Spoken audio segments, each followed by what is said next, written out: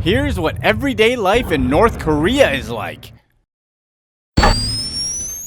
Number 8. The Internet. Having a decent internet connection has become a basic need nowadays in any first world country because basically it's the easiest way to manage our lives. While you might be having a small mental breakdown whenever your connection gets disrupted, North Koreans don't quite have the same luxury with the internet that you may be taking for granted. In all fairness, North Koreans really don't have the luxury of a mental breakdown either, but that's a completely different topic. The internet in North Korea is restricted and controlled by the government. Ignorance is bliss, or in this case, ignorance allows the regime to control its people. Any regular, normal, law-abiding citizen has no idea what the internet can actually offer and what the real world outside of North Korea really looks like. Can you imagine what would happen if the citizens of North Korea found out there's much more to life than following their leader? North Korea introduced the internet back in 2003, well after Al Gore unleashed it on the world. That's a really old Al Gore joke in case you didn't get it. Fast forward to 2017, and they only have supposedly 28 available web pages. A real treat for all of their citizens who happen to have enough money to buy a computer in the first place. Most of the web pages are, again, used for propaganda purposes, but apparently some offer a variety of recipes, and on occasion, one page can even stream movies.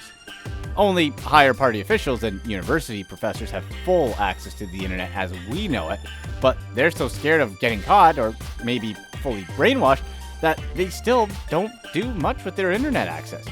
Oh, and before you think they're not using the resources of the modern age, apparently the government has a hacker training program intended for earning money online overseas.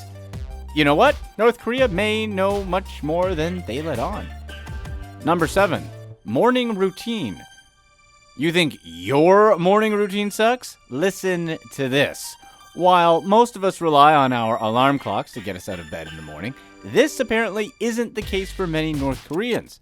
Since their government likes to take care of its citizens, it's come up with a genius and unique way to wake them up.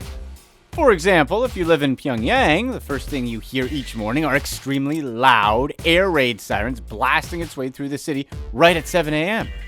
The weirdest part is that you can actually hear it very well since there's zero noise around town anyway. No traffic, no cars honking.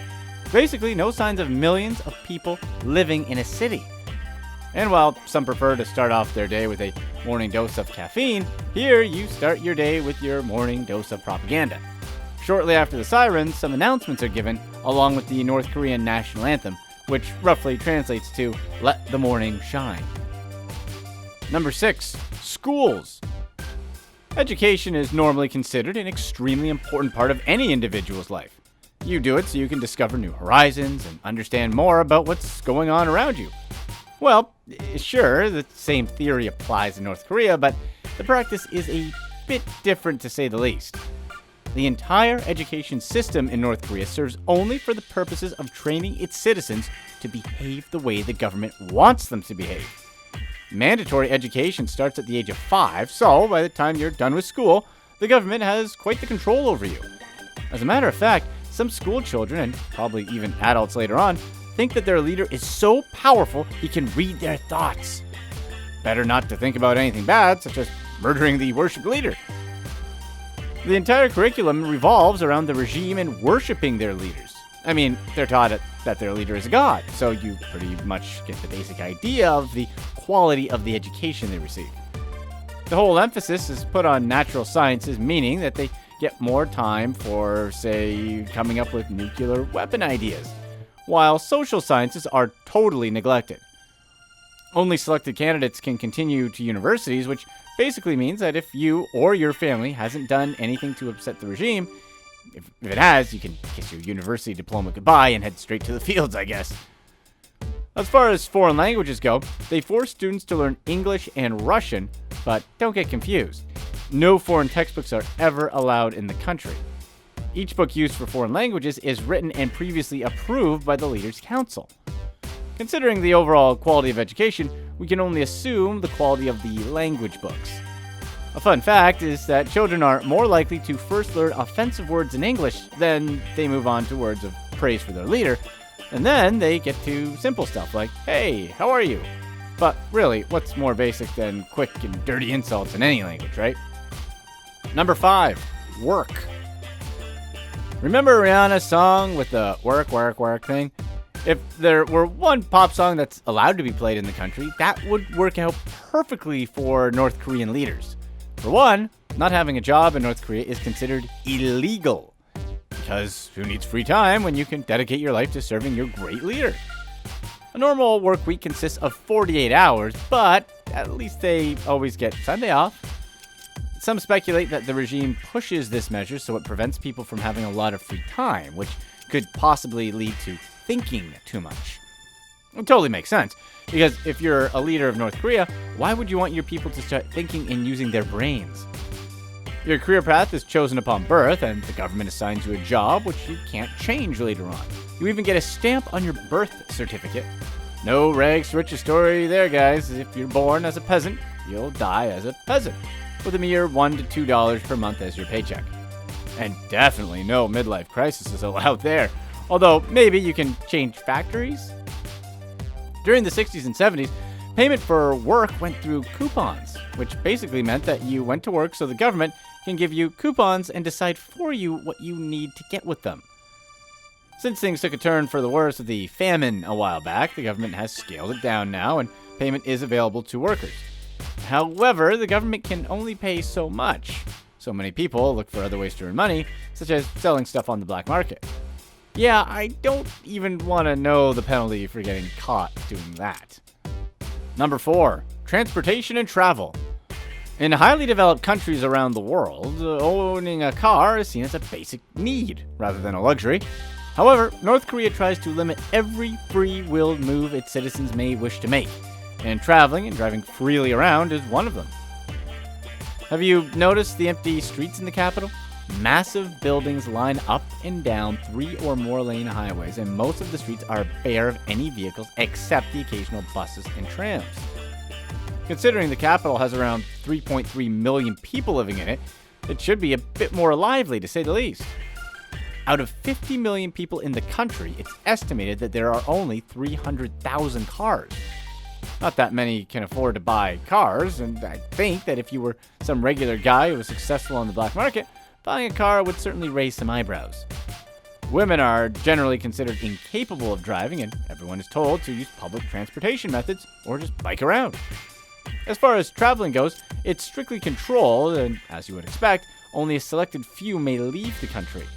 You actually need a permit to even leave your city. The creme de la creme of North Korean society usually send off their kids to live and study abroad for a while. Kim Jong-un has lived for a while in Switzerland, under a different name of course, but come on, everyone knew that it was him. My question is, if you're able to send your kids off to live and study abroad, why would you go back? I guess that power and position so much in North Korea is really something else. Number 3, free time activities. Though free time in North Korea is certainly limited and is sometimes less than a day per week, they still enjoy some things that are apparently fun to them. TV is one of the most basic forms of entertainment around the world, and North Korea is no exception. TV programs are somewhat limited, and most of it is only government propaganda, but North Koreans still enjoy watching TV. When they have access to some electricity, of course. People buy DVDs in secret to watch foreign movies, and apparently Russian movies are a hit. In case you can't afford a TV, each household gets a radio for free, which is set on a government station that emits a program throughout the day. The bizarre fact is that you can't turn the radio off. I hope you can just lower the sound a bit. As crazy as this sounds, since 2013, North Koreans are allowed to use smartphones. Of course, only the ones the government approves, but Western models are smuggled into the country all the time. Another weird thing that people enjoy is smoking. And surprisingly, tobacco is more expensive than marijuana. Smoking marijuana is actually legal in North Korea, and it's not seen as taboo at all. Well, I guess this explains a lot, actually, on how they seem to be so happy all the time. So, what could be better than lighting up a fat blunt? Attending the local bars. You can get some Korean beer or vodka at these bars, but playing music in a bar is a big no-no. You'll just have to pound your drink to silence, I guess. Fishing, bowling, playing music instruments, and picnics are also popular. Playing sports is apparently also quite common, but I guess it would have to be something simple. Though you get only one full day off during the week, you're still encouraged to give up on your free time and just volunteer to do some more work. Wow, how nice of the government. Ugh. Number 2, dating, relationships, and marriage. Dating was strict in the late 20th century, but things have eased up a bit in the 21st century. The funniest thing here is that even though you can try and control people in every other aspect, you still can't mess with biology, as these people are still actual human beings with feelings and emotions. North Koreans came up with the idea of using the power outages to date and meet in secret. Not gonna lie, this sounds way more fun than Tinder. By the looks of it, the dating life and relationships of North Korea in 2017 aren't much different from the rest of the world. Couples meet in ordinary places such as schools, universities, or some public events. Though with all the travel bans, I guess there aren't a lot of long-distance relationships going on, and your choice is kind of limited to the town you're in, but hey, things could be worse.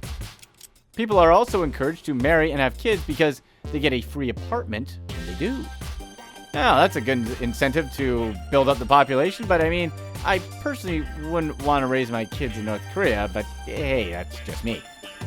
As far as arranged marriages, guys serving in the military for 10 years or so have trouble finding wives later on when they get out, so some of them accept the same arranged marriages their parents did. Number 1, clothes and personal style. It's called fashion. Ever heard of it? The clothes you wear and your overall style obviously are an expression of who you are. But not here. There's this thing called the Fashion Police, an organization that makes sure everyone is dressed appropriately. Up until China and their plentiful clothing choices entered the market, the choice of clothing used to be extremely limited. Colorful items were banned, and people were only allowed to wear neutral and darker colors such as white, black, dark gray, or dark blue. Now in 2017, almost every color can be seen in North Korea, as long as you have the money for clothes, of course. What's weirder is the fact that they have a list of haircuts that are, again, government allowed. They can't even pick their own hairstyle because they might look too foreign. Women have been banned from wearing short skirts or jeans. Apparently, jeans are out of style. However, their leader formed up a band. It's been dubbed as the North Korean version of the Spice Girls, which kind of revolutionized fashion in the country and brought some changes, such as the skirt length above the knee. Phew, I can only imagine some of that sweat that caused. Another fun fact is that since shoes are the only clothing item that doesn't have any preset government criteria, the ladies get pretty creative there. Sometimes even apparently wearing a bit too much of bling bling. Hey, I can't hate on that. Here's what's next. Of a political offense in North Korea, you get sent to an internment camp. Political prisoners are subject to guilt by association punishment. They're deported with parents, children, and siblings, and sometimes even grandparents or grandchildren, without any lawsuit or conviction, and are detained for the rest of their lives. A UN commission found that